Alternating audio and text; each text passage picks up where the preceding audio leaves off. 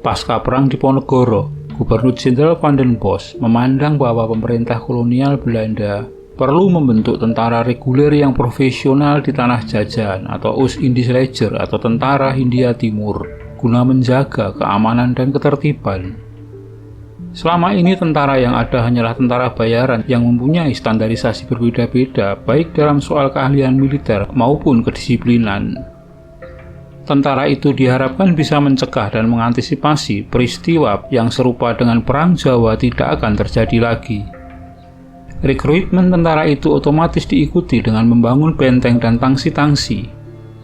Dan tangsi-tangsi yang dipenuhi oleh para serdadu laki-laki itu butuh siraman kesejukan perempuan guna meredam hasrat para prajurit itu.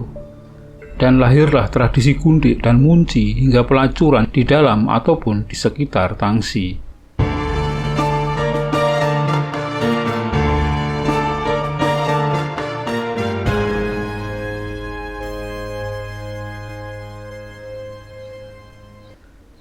Namun sebelum dilanjutkan video ini, mohon bantuannya untuk mengklik tombol subscribe di bawah ini, guna bersama-sama membangun channel ini dan agar Anda tidak ketinggalan update terbaru dari channel ini.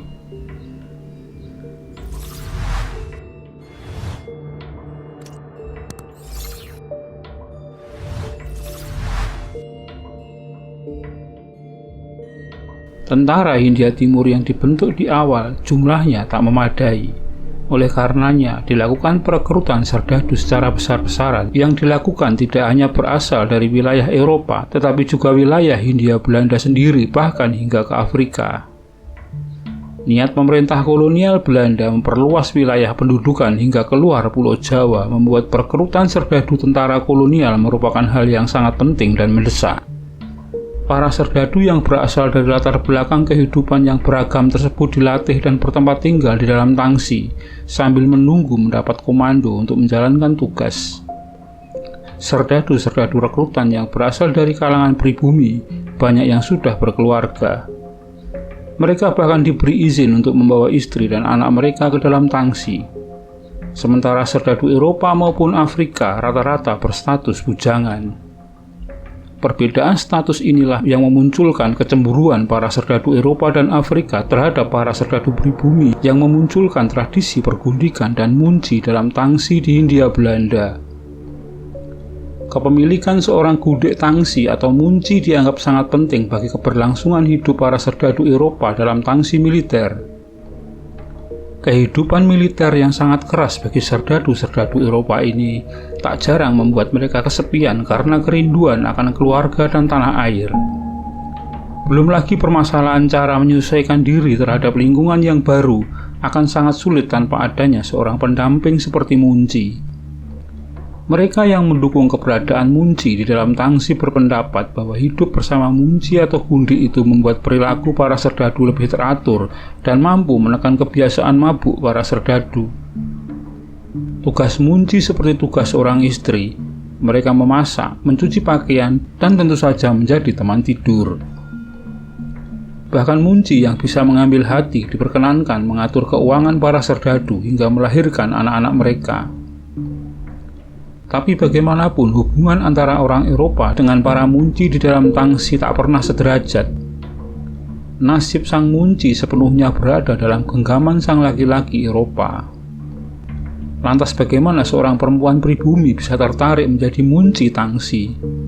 Tidak ada data pasti tentang motivasi para wanita itu menjadi munci bagi lelaki Eropa.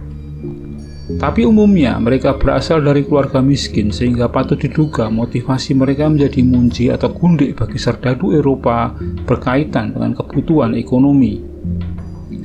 Pada masa itu, apalagi saat diterapkan politik tanam paksa atau kultur stelsel, pribumi memang dilanda kemiskinan. Menjadi munci bisa jadi dianggap adalah cara cepat untuk selamat dari kemiskinan. Bahkan banyak kasus, para perempuan itu memang sengaja dijual oleh bapak atau saudara laki-laki mereka. Praktik semacam ini biasanya terjadi ketika bencana kelaparan melanda. Munci juga bisa berasal dari istri prajurit pribumi yang ditinggal mati suaminya. Status mereka sebagai janda membuat mereka kehilangan hak-hak mereka untuk tetap tinggal di dalam tangsi. Mereka harus segera keluar meninggalkan tangsi. Mereka baru boleh tetap tinggal di dalam tangsi jika ada serdadu lain yang bersedia menikahi atau ada serdadu Eropa yang bersedia menjadikan mereka sebagai munci. Tapi hal ini sangat jarang terjadi karena para serdadu itu akan lebih memilih perempuan yang lebih muda. Di dalam tangsi terdapat juga para munci berdarah Indo-Eropa. Mereka adalah anak-anak yang lahir dari munci peliharaan serdadu Eropa yang meneruskan tradisi orang tua mereka. Anak laki-laki akan menjadi serdadu, sedangkan anak perempuan menjadi munci. Untuk bisa menjadi munci, seorang perempuan yang dipilih harus mendapatkan izin dari orang tua atau wali mereka untuk hidup sebagai munci atau gundik di dalam tangsi. Calon munci juga harus menunjukkan semacam keterangan kelakuan baik dari pejabat tempat si calon munci tinggal. Selanjutnya, semua kelengkapan tadi diberikan ke pejabat militer untuk diberi pengesahan. Para munci juga dimasukkan dalam data khusus dalam kemiliteran.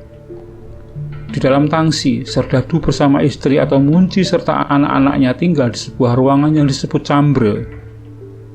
Para munci bertugas sebelum trompet pertama tangsi dibunyikan. Mereka menyiapkan seragam dan sarapan bagi anak-anak mereka dan tentu saja suami mereka yang akan berangkat apel pagi.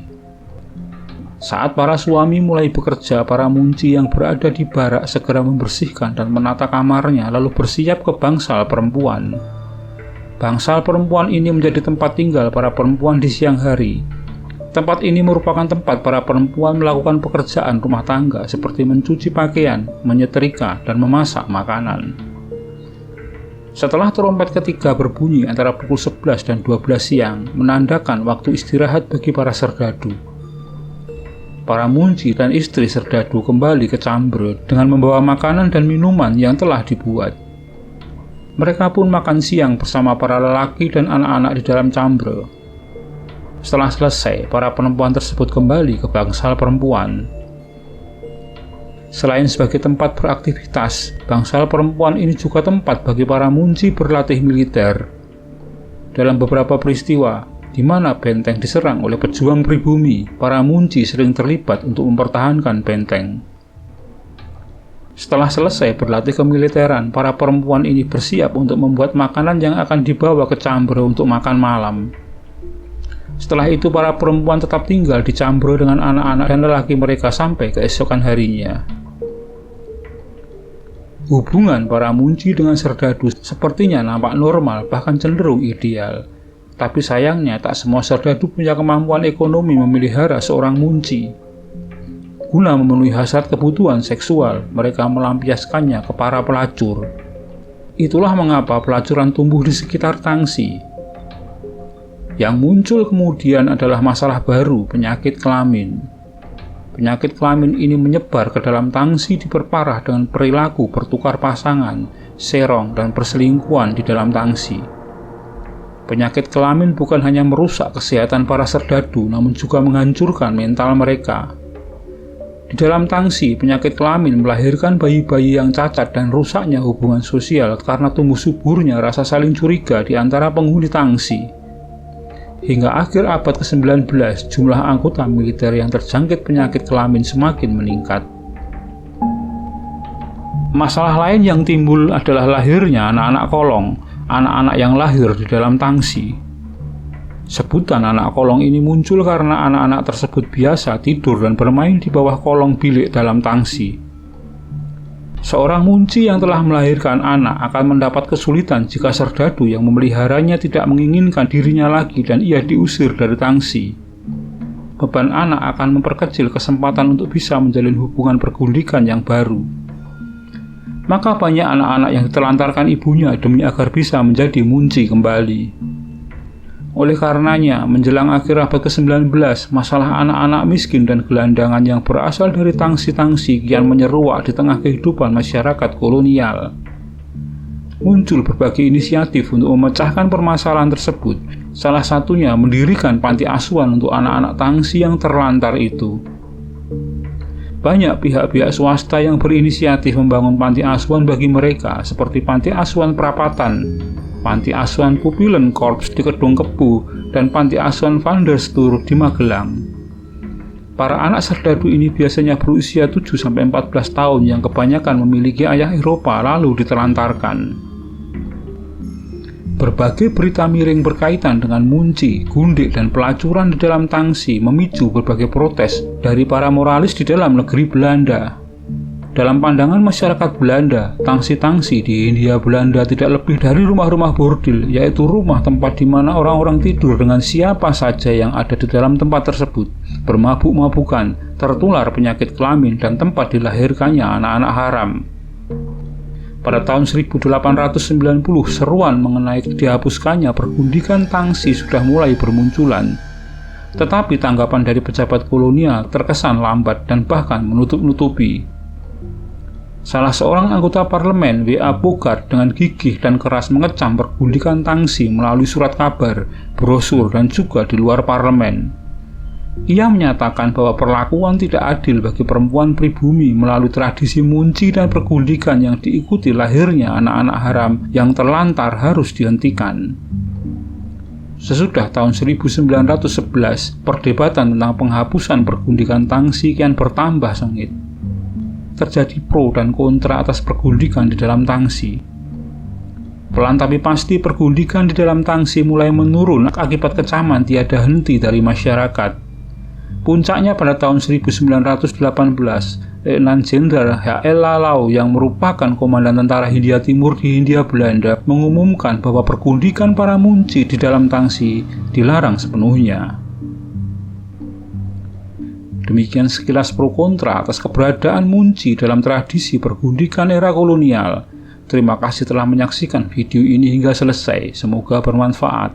Dan sekali lagi, jika Anda berkenan, silahkan subscribe, like, komen, dan share untuk teman-teman Anda.